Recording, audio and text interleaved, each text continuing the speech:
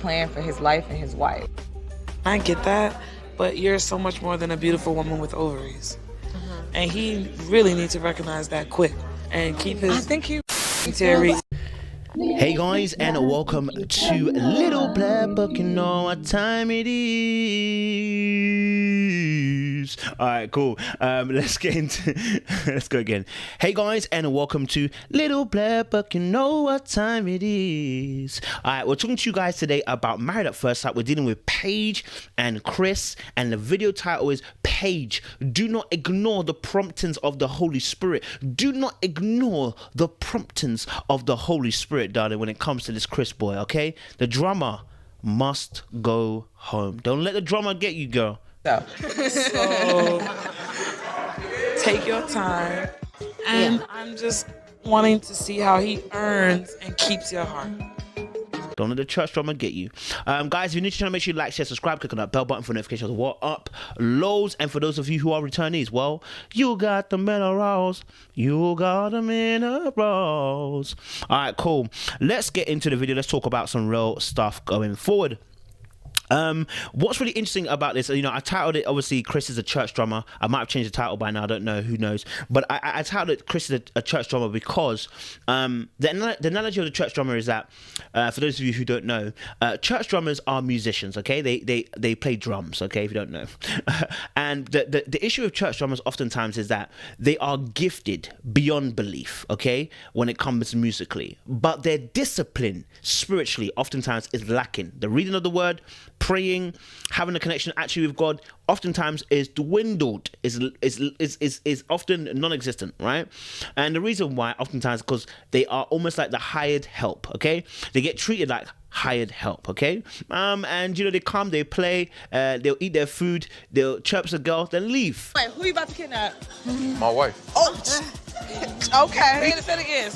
Say it with my chest. Oh, no. And go to another church and play on Sunday.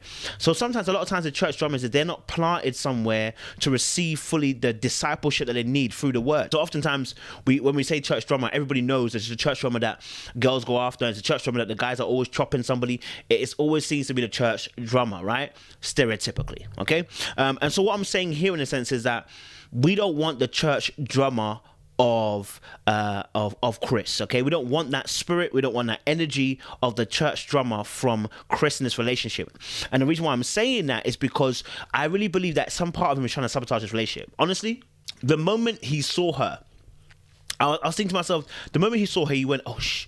He dropped his head and he instantly wasn't attracted. And now he explained that also in the show. He said, listen, I'm not gonna lie to you, I'm not 100% attracted. I'm not 100% attracted to her. Like when I saw her initially, it was like, this is different from what I'm used to. But although he was able to say about her booty, her bum, and the truth of the matter is this, look, you know, as guys, we can qualify two types of attracted. You know, I'm attracted to you that I want to sleep with you.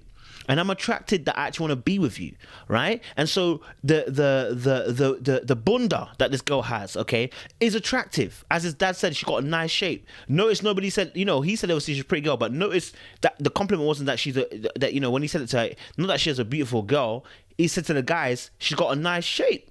You understand? Not that she was a buff thing, but she got a nice shape. Now he said to her, she's pretty, but even Chris himself was struggling to say a compliment about how nice she looked, and even told he told a friend, like, the thing that's weird about it is, like, it's rarely that you see a guy come out and say so brashly, boldly to the friends, yeah, she's got a great body. Boxes, and she's aesthetically pleasing, but I also feel like she got the body of a goddess for sure. We know this. It's there. Because you know what that signals? It signals that you are heading towards sex. Right? The girls know what that means. He knows what that means. So either this guy is really brash and really open, and he's just not self-aware of the way he talks, or he's had a sabotage relationship. Know each other. Don't be worried about It's true. His vows were immaculate, but he was looking at his paper the whole time. Every second. He was scared. It was weird. No, but you should have seen why he was waiting. Disconnected. No, but you don't know how long he was standing down there waiting for you. Even kind of, I guess, more important to kind of talk about is that, you know, she confessed that even her own girls, she wasn't feeling a connection, because at the ceremony when they were actually doing their vows, he was speaking from his paper, and he barely looked up. And I thought maybe it's nervousness, as the girls were saying, oh, you know, he's been there for a long while, da da da da. But the truth of the matter is, I just don't think he wanted to connect with her. I don't think he wanted to look her in the eye. It was a subconscious lie. A subconscious lie. I don't want to look her in the eye because then it'll be serious. I don't want to look her in the eye because then she'll know that it's real. I don't want to look her in the eye because then I have to make this feel like something really is. I don't want to look her in the eye because then there will be an emotional connection for her. Let me not give her the chance. And that could be, and that's me thinking underhandedly. Okay? Now, the other thing is that he could have been nervous. He could have been. We saw a little bit of that at the table when they were talking after. But he's a very genuinely confident guy, to the point that he can tell the girls later on at the very end that, you know what, he likes her body instead. And he said obviously she's not a trophy wife. Paige is so used to dealing with dudes Like who trophy she's wives. But Paige is a trophy wife. That's out the box. But I don't think she's a trophy wife. I feel like she checks up. Etc. etc. You know what I'm saying? Like, he said some things that were of a confidence to people who weren't her. So it doesn't look like he lacks confidence. It doesn't look like he lacks the ability to be able to speak. So the fact that he obviously, and if you watch her speech, watch it. If you watch her speech, you will see it. Like, if you watch her speech, watch her speech, watch how she speaks, and at moments, glimpses, she'll look up. All right? Like, she'll look up. Why? Because she wants to connect. In fact, Jacob did the exact same thing as Chris. When Jacob was doing it, but you could see that he was nervous. You know why? Because he was stiff as a board. You understand? And so I don't know if Chris was nervous. I hope he was nervous. But I felt also that the nefarious kind of thinking behind it was, this guy isn't interested in this girl. And him looking up meant connecting emotionally. And maybe not from his end, but from her end. You know what I mean? Because some of the things that he said, I mean, he's willing to tell all the truths at the beginning. Like, listen, maybe because as human beings, we're used to lying in some shape or form. Let's keep it real. We're used to lying in some shape and in some form. So maybe we're not used to somebody being so verbally, so forthright and so frank and so true, that you're willing to lay all your cards out at the very beginning. Right? Because even with the guys, he laid out his truths with them. He said, listen, I've been engaged previously, da, da, da. With the girls, he said, obviously I was engaged, da, da, da. He's telling everybody the story. There's no shame in it. There's literally no shame in this. And yet we see a video on the internet, and I'm going to do a separate video for that.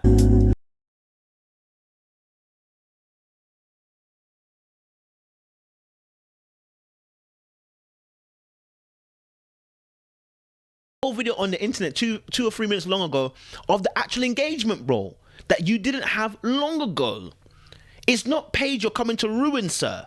Yeah, carrying the spirit of a drummer. This is what I'm talking about. Carrying the spirit of a drummer who wants to use your heart as the bass. No, sorry, as a snare. It shouldn't be your heart, ladies, that has become the snare to his drumsticks. No.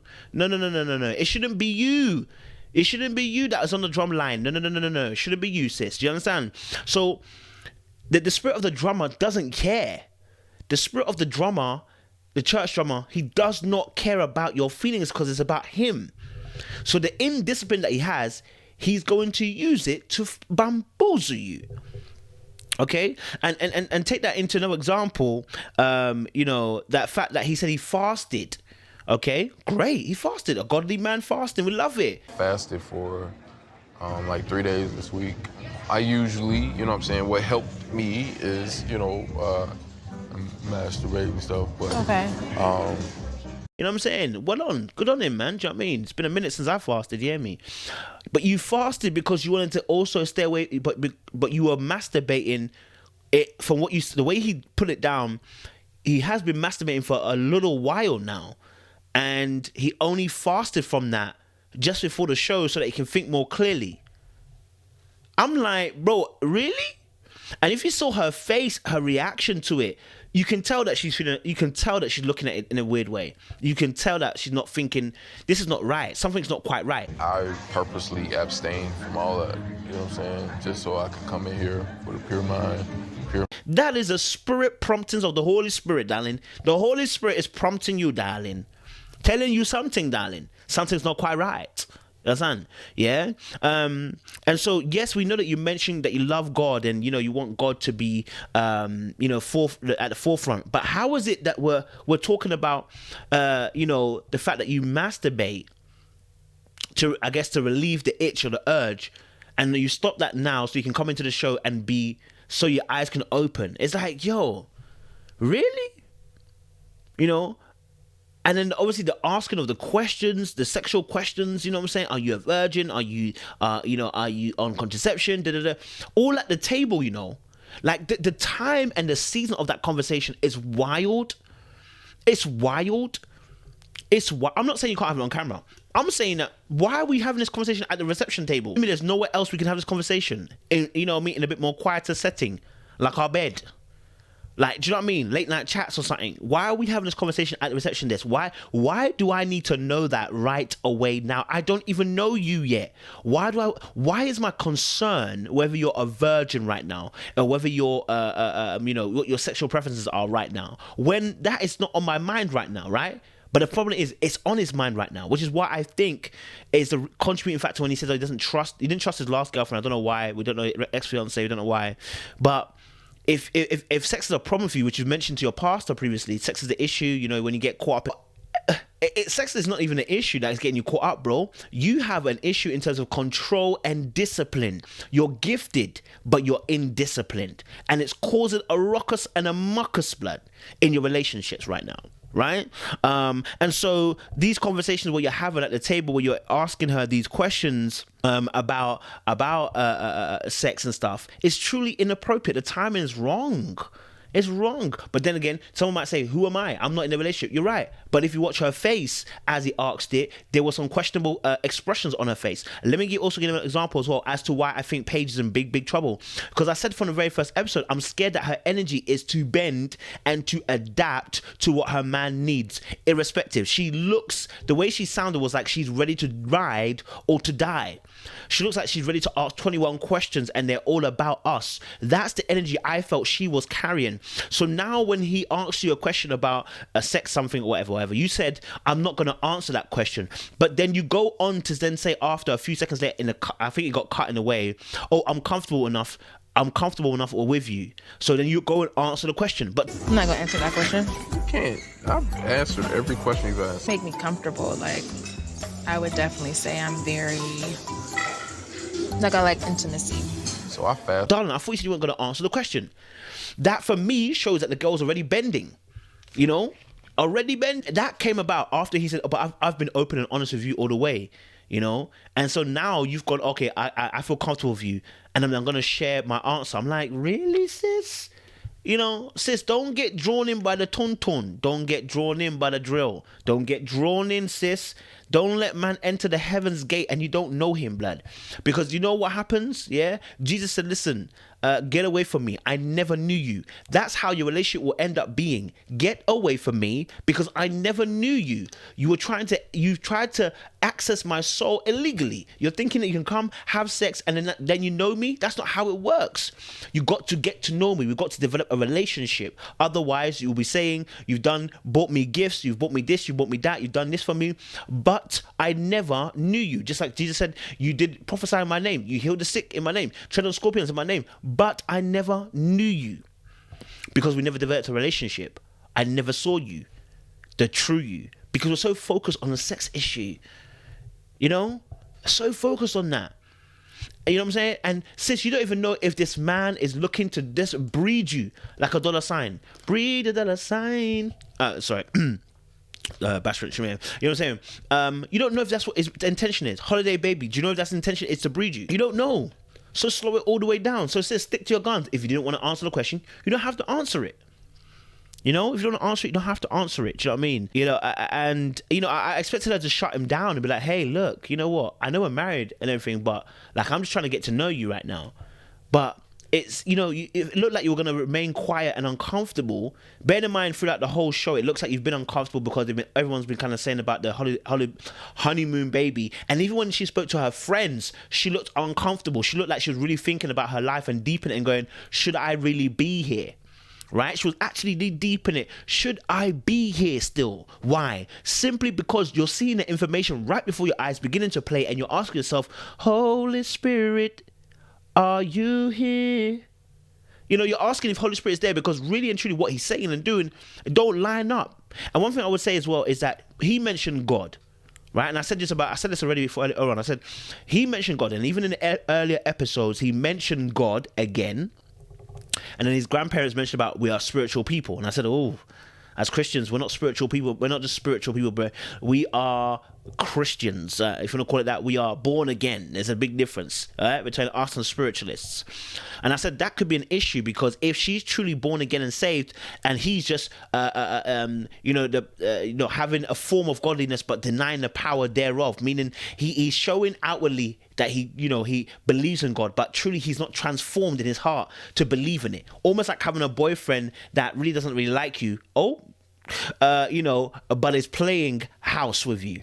You know what I'm saying? Like we're doing right now.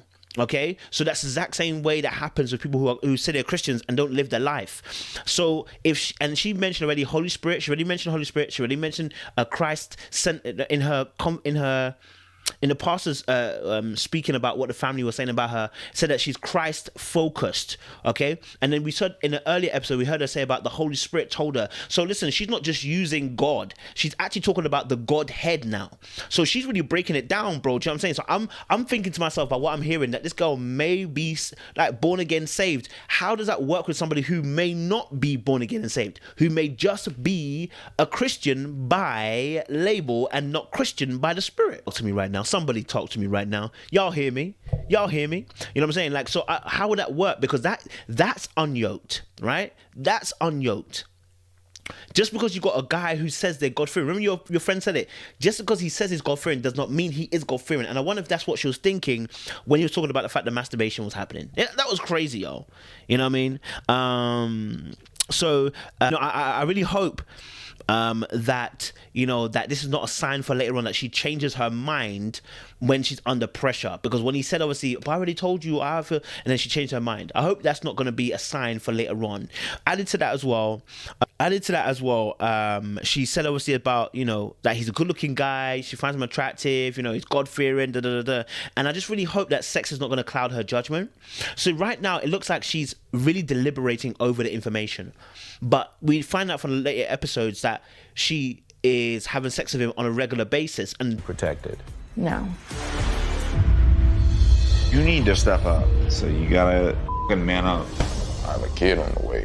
What about? You're going to ignore those red flags simply because the sex is going to cloud your judgment. I always give the story about Jacob in the Bible. Jacob in the Bible was working for his wife on the same plant or same farm that she was for 7 years. And then when he went to bed at nighttime, the older sister came in, or younger sister, the older sister came into the bed and slept with him. How? I don't care how dark it is. If I've seen you for 7 years, I will know your scent. I will know your body type. I will know your voice. I will even know how you breathe. You know what I'm saying? Yeah? I know your footsteps when you come in the room.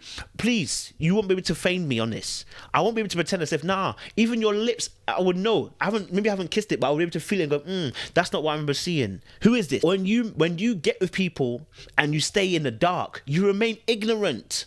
Level, like Paige is so used to dealing with dudes Like who trophy she's wives. But Paige is a trophy wife. That's out the box. But I don't think she's a trophy wife. I feel like she. And then what was really interesting is that the fact that he said to the friends that this was an interesting conversation. He was saying to the friends that, oh look, you know what? She's got a great body. Right? And I said that's not a good signal. Saying to the friends that she got a good body incites that you're trying to be sexual. But then added onto that, they had a conversation about trophy wife. This is where I agreed with him. Paige is not a trophy wife. And we don't want her to be a trophy wife either. Why would we want Paige to be a trophy wife? A trophy wife is not a positive thing. A trophy wife is all about the fact that you're on my arm for arm candy's sake, but you're not really a part of my life. Yeah? You're not really a part of me partnering with you to make this relationship work. It's more of a case of I want to show you off to the world. Now, if that's what he wants, Paige ain't it. And that's why when he was, and I'm not sure what he really, really meant, but when he was saying to them, obviously, look, Paige is not the usual type that I go for. It's the need versus the want. She is probably the woman that I need, but not the woman that I wanted. wanted versus needed. Like, explain that to us. He's absolutely right. What he actually goes for, what he wants, is incorrect, seemingly. That's why he's on the show. So what he's going after now is that what he said Paige may very well be what he needs. And the girls were kind of like, what do you mean by that? And I think it's because maybe he doesn't really mean what he means. Like when I say that, when I'm saying someone is a need versus want, what I mean is you got great characteristics that make me, I know I need. You got characteristics that I know that I must have in order for me to thrive and be successful in this relationship, right? Versus my wants, which is what I like to see on you. And so I don't know if he really meant when he was saying it, wants versus needs. Or maybe he did. You know what I'm saying? Hold on a second. I'm not sure whether when he said, obviously that's not what, because he said, I've always, Paige's not his usual type, and I've always gone for what I wanted. Right, I've always gone for what I want, but it's the way he said I have. So I have is past tense. So I was like, oh, maybe maybe he's being smart here. I have gone for. That means that's something in the past now, but I know what I need now. That's what I thought he was trying to say. But when I watched it again, I was like, I don't know if he actually means that. I'm not sure. And the girls didn't take it as such. They took it as, wait, are you trying to say that you don't want our friend right now? Do you know what I mean? I'm not sure if he actually really meant to make a distinction between want and need in the way that he did. Wanted versus needed. Like, explain that to us. I think on paper, like, it's there, but marriage is more than just careers and money, you know what I'm saying? Again, I'm not sure. But we have to leave it as that and take his word for it in that sense. You know what I mean? That he meant the need part of, that he needs Paige rather than wanting her. Do you know what I mean? But I guess that also exposed the fact that when he said about that she's not his usual type, they also felt like maybe in the case of the fact that he's not feeling old girl, right? That's why the friend, the big girl, told Paige the information she did. And I have no problems with a friend being like, I don't trust him to be the way he is. I don't trust everything he's saying, in the sense of the fact that, look, she mentioned about the fact, listen, you're a beautiful girl, you're a pretty girl, you're a smart girl. Don't just become a wife with ovaries. Absolutely, don't just become a wife with ovaries. You know what I'm saying? Because you're obviously intelligent, you're very smart, you're about your business. You can't just become an ovaries and wife, right? And the reason why I say you can't become that, I just don't think it would work in this relationship. Although Chris can bring in the bacon, it's not about that. It's about the fact that I don't know if he's the type that will be comfortable with you, Paige, no one else, just you, being that woman. Plan for his life and his wife. I get that, but you're so much more than a beautiful woman with ovaries. And he really needs to recognize that quick and keep his... Because again, it goes back to that whole girls use me for my money situation. I don't know if he'll be comfortable with that. That's why he said, I haven't met a girl like Paige. Usually girls are trying to suck me dry. And so it's almost like this guy is he's so open and honest to a T. It becomes almost unnerving at a point, right? Because some of these things you normally keep in your head and you'd be thinking, and maybe your actions or your behaviors might give you away, but he's saying it straight, no chaser. And that's, like I said, that's something new for a lot of us. I think when obviously as well, the girls came to obviously to Paige, they were saying obviously as well that the friend felt like she was, the only thing that gave her pause is the fact that he wanted a honeymoon baby, because it's like he's gone from being engaged to wanting to be with somebody who doesn't know and wanted a baby. She was like there needs to be a pause there. You know what I mean? Like you need to understand that, listen, I don't agree with everything he does. And it's so interesting, she definitely doesn't agree with anything he does, right? Because at the very end, the friend said, he does do some things that make me, every once in a while he makes me do some things that make me think differently, basically what she was saying, right? Every now and again he does things that make me like him too, which means that she's like, I'm not sold on him. And it's really interesting because it was only her who had the balls, the guile, the strength, the cahoots to actually speak, or should I say even challenge his viewpoints when they were talking. The other girls are mad quiet, apart from one. The other one was said one or two things, but she was mad quiet too, right? So this friend is a very vital friend because she'll give her the realest and the truest. And even when they were talking, Paige was looking ahead, not at the girls, not in the right hand side, but or on her left hand side, but looking straight ahead and looking like she was getting lost in her thoughts. Plan for his life and his wife. I get that, but you're so much more than a beautiful woman with ovaries. And he really needs to recognize that quick and keep his... Because her mind's already thinking, this is scary. Not because I'm taking a leap of faith, but because I am looking at evidence and I'm seeing it. It's not going the way I thought it would go. It's not going the way that I thought it would go. Do you understand? So, for me, I want to say again, she's not a trophy wife. He doesn't want to be a trophy wife, but he's admitted he doesn't find her 100% attractive, right? But I think it may be a case of not finding her attractive enough to wife, but definitely attractive enough to sleep with. And that's going to be problematic. He's going to be wanting to sleep with her. As we know, they start sleeping with each other every day. So yeah, I don't know. What's your thoughts? Let me know down below in the comment section. Let us know what you guys think. And we'll see you guys soon. Appreciate you guys. Stay locked, stay loaded. Appreciate you.